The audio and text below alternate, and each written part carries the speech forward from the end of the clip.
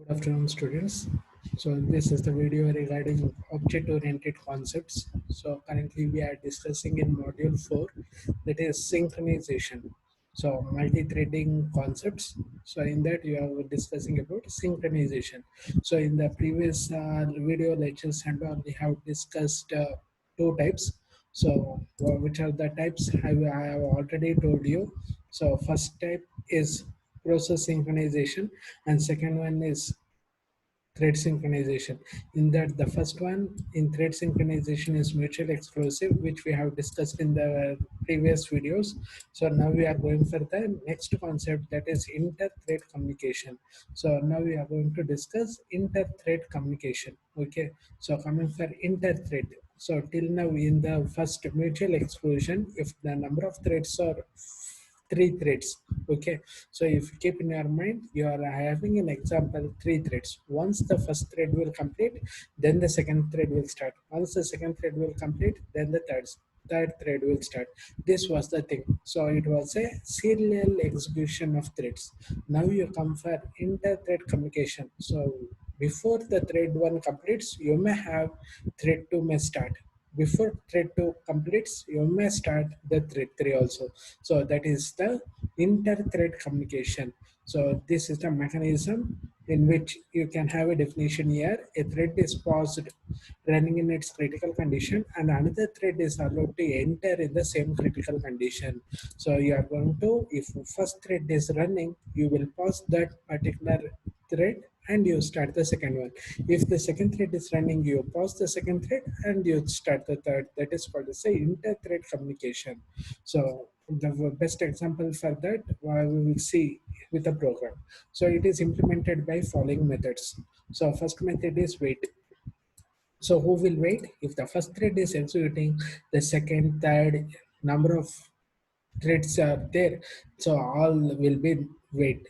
So for that is the wait function. So who will throw this wait function? The first thread which is executing the program is going to send the wait function to all the remaining threads which are to be executed. So next you come for the function notify. So notify means notify the other threads. So it will only, if you use notify, it will notify only the next thread which is waiting. Okay, so if you want to notify all the threads, if there are 10 pro threads, okay, so t1 t2 t3 up to t10. So if you want to notify all the threads, so then you have to go with a function called notify all.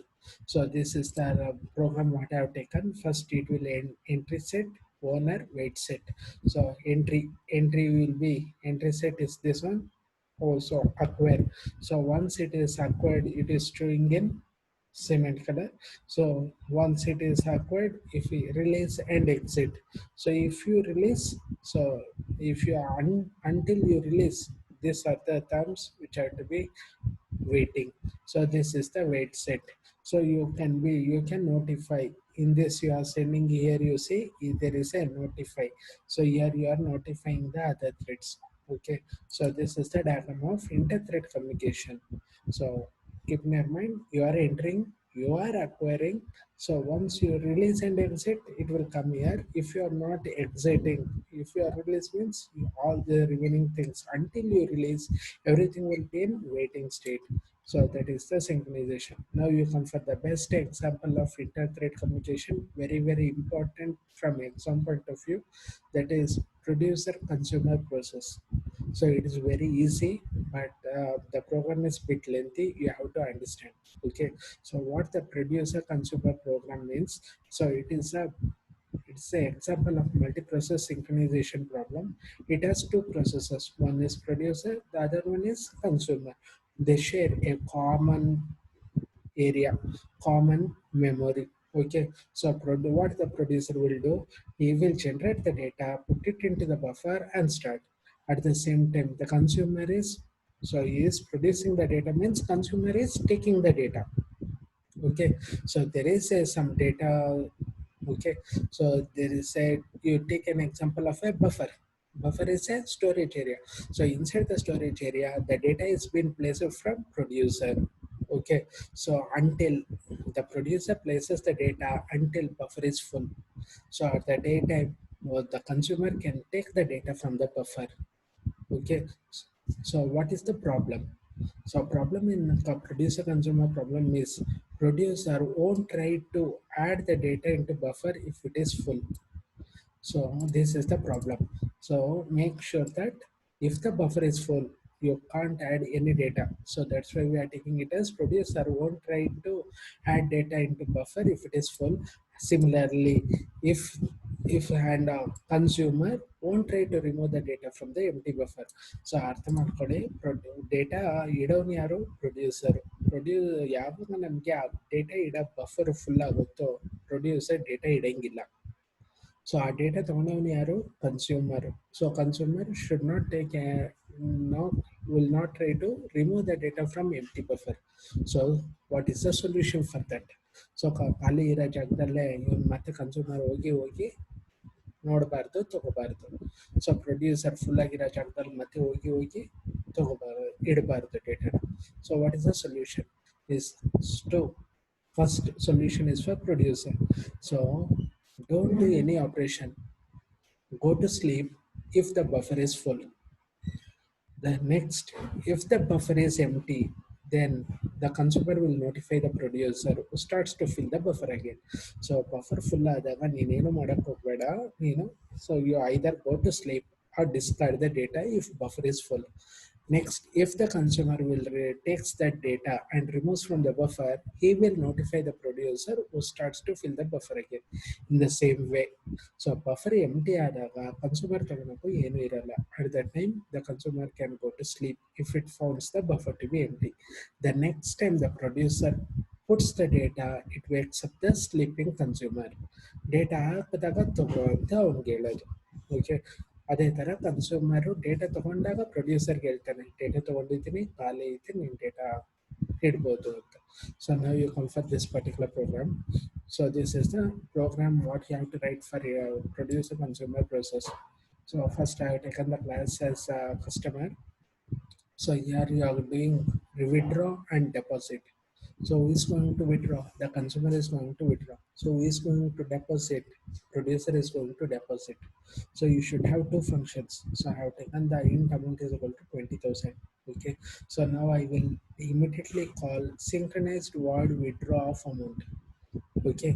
So synchronized void withdraw of amount. So this is the function I am going to take. So under that going to withdraw plus amount. Okay, so going to withdraw plus amount you have to give. If this dot amount is less than amount, this dot amount means even we lane ಕೊಟ್ಟಿರ್ತಿರೋ plus amount. So ಈ amount ಕಿಂತ ಕಡಿಮೆ ಇದ್ರೆ, so ನೀವು 20,000 ಐತೆ, if your amount given is 40,000, what will happen? So you won't get. So it will tell less balance, wait for deposit. Who have to deposit? The producer has to deposit. Who is going to withdraw? The consumer is going to withdraw. Okay, this dot amount is less than amount. At that time data ಇಲ್ಲ, ದುಡ್ಡಿಲ್ಲ, ದುಡ್ಡು ಬರೋವರೆಗೂ ನೀನು deposit ಮಾಡೋವರೆಗೂ ನಿಂಗೆ ಕಾಯಿ ಅಂತ ಹೇಳ್ತೀವಿ. So that is less balance waiting for deposit. Okay, so next, once the deposit is done, so it has to show, it has to withdraw, deduct the withdrawn amount from the available balance amount. So for that I have taken this dot amount minus is equal to amount. So this is the operation. ಅಂದರೆ 50,000ದಲ್ಲಿ ನೀವು ಏನಾದರೂ 10,000 draw ಮಾಡಿದರೆ ಇನ್ನು ಮಿಕ್ಕಿರೋ ಅಮೌಂಟಲ್ಲಿ ಎಷ್ಟಿರಬೇಕು? 10,000 ಇರಬೇಕು. So for that I am taking withdraw completed balance is this dot amount. So this is the code for withdrawing. Now you come for the deposit. So going to deposit means the amount will be added with some other amount. So plus amount, this dot amount plus is equal to amount. That means for the amount which is already existing, you are going to add the another amount. So deposited balance will be shown here, notify all. So okay, now you come for the main function, customer. Create an object C of class customer. Next you call a function new thread run C dot withdraw 15,000 dot start, C dot deposit of 10,000 dot start. When you run your program, first what is the thing you are doing? Withdraw.